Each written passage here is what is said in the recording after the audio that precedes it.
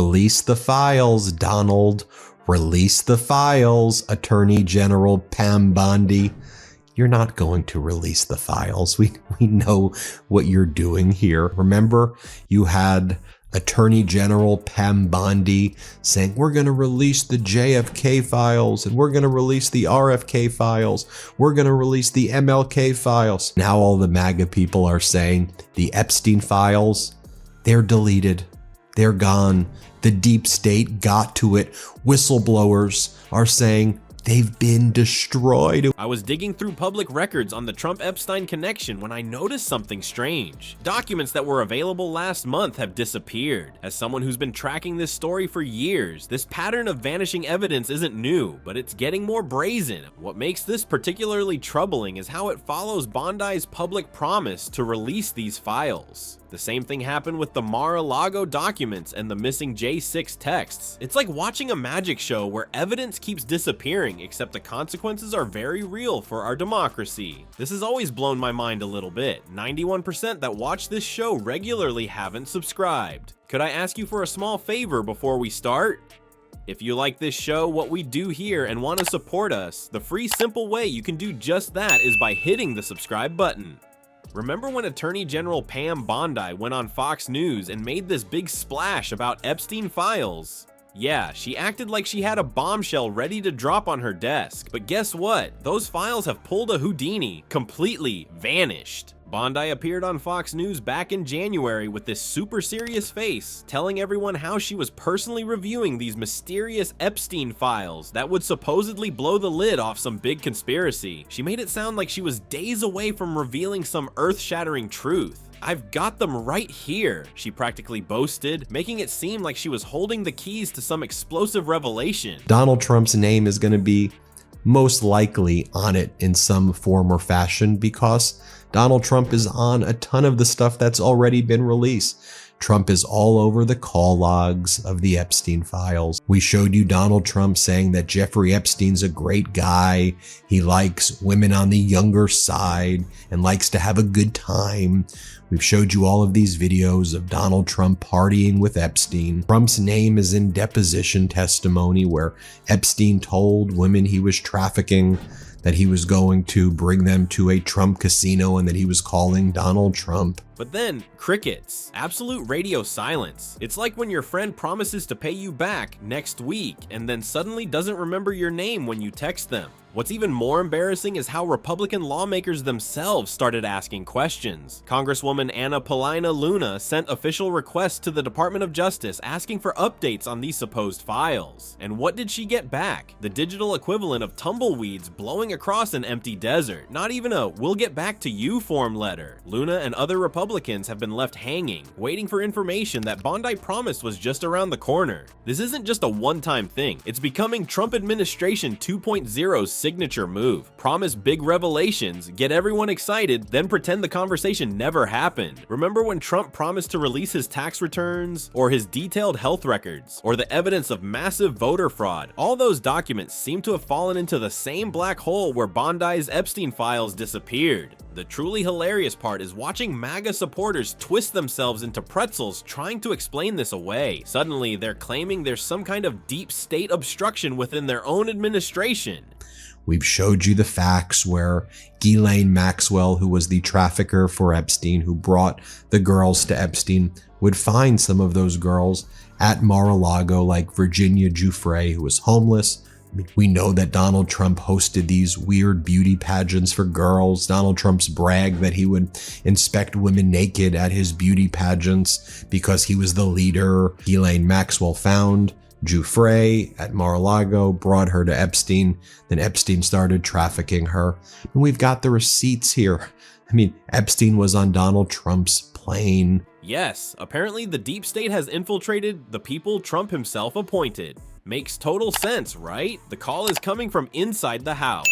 But here's the million-dollar question that nobody's asking. What could possibly be in these files that's causing such hesitation? If they contain damning evidence about Trump's political enemies, which is what Bondi was hinting at, wouldn't they have been splashed across every conservative media outlet by now? The fact that they're being kept under wraps makes you wonder who might actually be implicated. Or maybe, just maybe, there's a simpler explanation. What if these mysterious Epstein files don't actually exist in any meaningful form? Bondi's references were suspiciously vague. She never specified exactly what documents she was reviewing or where they came from. No classification level was mentioned, no agency of origin, no case numbers, none of the details you'd expect from someone actually holding government documents. This has all the hallmarks of performative politics, making big promises to excite your base without having to deliver anything concrete. It's like when a kid tells their friends they have a girlfriend in Canada that nobody's allowed to meet. Sure, January.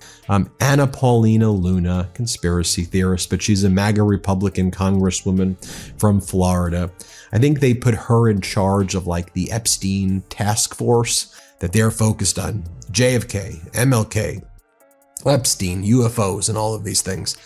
So she asks the Department of Justice, can you release the Epstein files? And they refuse to turn it over. The GOP oversight sent a letter to the Justice Department, that's Trump's Attorney General, Pam Bondi, asking for a status on releasing the Epstein files as well as the JFK files. While everyone's all worked up about these supposedly missing files, let's talk about the elephant in the room, the mountain of evidence connecting Trump and Epstein that's been sitting right in front of us this whole time. Who needs conspiracy theories when the public record is already this embarrassing? Remember when Trump tried to play it cool about knowing Epstein? He claimed he wasn't a fan and hadn't spoken to him in 15 years. Well, that's awkward because we have photos spanning decades showing these two partying together like college roommates at spring break. There's that infamous 1992 footage of them ogling women at Mar-a-Lago, plus all those fancy Palm Beach social events where they're grinning side by side. For a guy Trump barely knew, they sure spent a lot of time hanging out. But wait, it gets better. Trump's name appears on Epstein's flight logs multiple times. No deep state conspiracy needed, just check the public records. Maybe Trump was just hitching a ride with his not friend that he totally wasn't close with.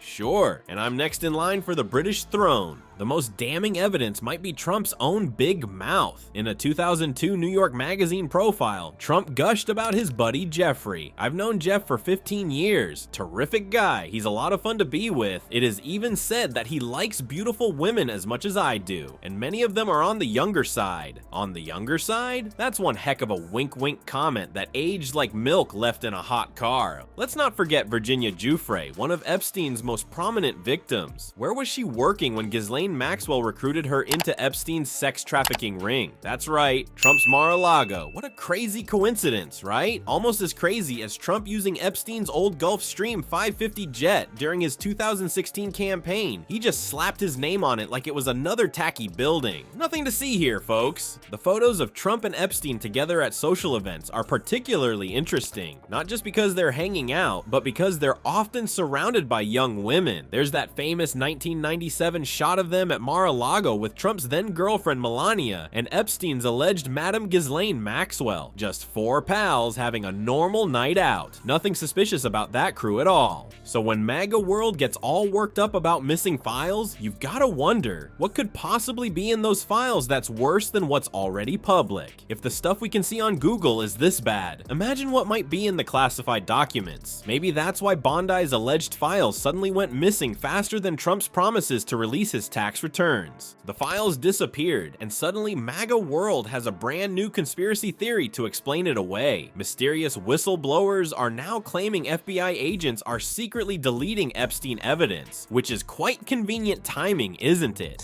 At Pam Bondi, what is the status of the documents? These documents were ordered declassified by Donald Trump.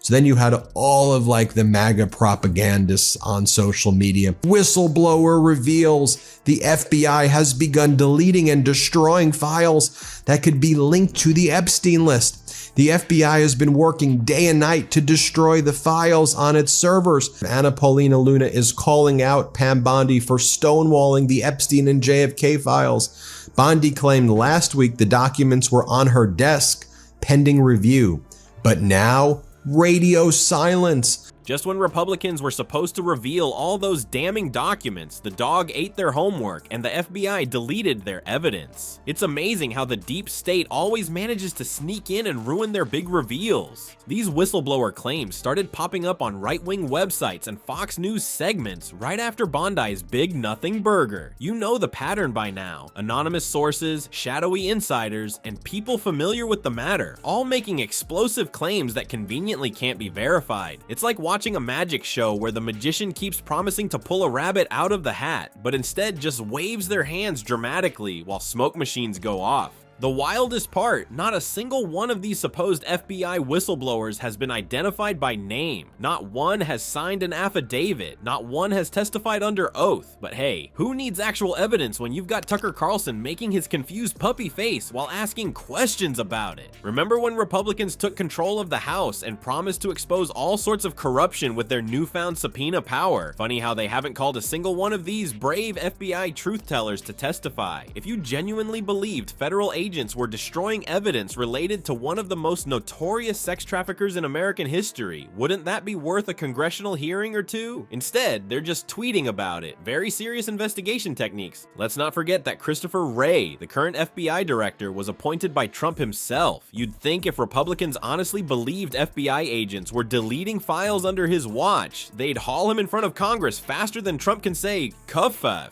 But nope. In his numerous congressional appearances since these claims emerged, not a single Republican lawmaker has directly asked him about these alleged file deletions. Weird oversight, huh?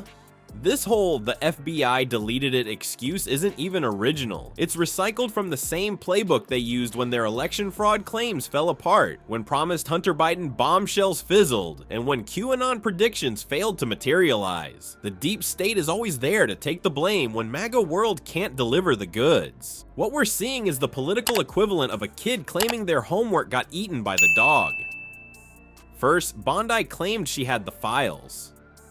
Then, when she couldn't produce them, suddenly it's because the FBI deleted them. How convenient. It's almost like these files never existed in the first place, and the whole thing was just another performance designed to keep the MAGA base angry and distracted. Here's the reality check. There is absolutely zero credible evidence that FBI agents are deleting Epstein files. No documentation, no named sources, no official investigations, no one willing to make these claims under penalty of perjury. It's just another conspiracy theory making its way through the right-wing ecosystem, providing a ready-made excuse for why all those damning revelations they promised never seem to materialize. Speaking of things that actually exist, unlike those mysteriously deleted FBI files, let's talk about what Trump actually said about Ghislaine Maxwell on live television. While his supporters chase conspiracy theories about missing documents, there's something deeply troubling hiding in plain sight: Trump's own words. Remember July 2020? While the world was battling a raging pandemic, Trump took time during a COVID press conference to send warm wishes to an accused child sex trafficker. When a reporter asked about Maxwell's arrest, Trump responded with this gem: "I wish her well, frankly. I've met her numerous times over the years, especially since I lived in Palm Beach, and I guess they lived in Palm Beach, but I wish her well, whatever it is." Just let that sink in for a second. This is the same guy who called Mexican immigrants rapists, labeled deceased war hero John McCain a loser, and routinely mocks disabled people and Gold Star families. But for Maxwell, who was facing charges for recruiting and grooming underage girls, nothing but warm fuzzies from old Donnie. And it wasn't a one-time slip. Trump doubled down days later when asked if he stood by his comments. He repeated, "Yeah, I wish her well. I'd wish you well. I'd wish a lot of people well. Good luck. Let them prove somebody was guilty." What a sweetheart. Too bad he doesn't extend that same courtesy to Black Lives Matter protesters, whom he's called thugs and terrorists.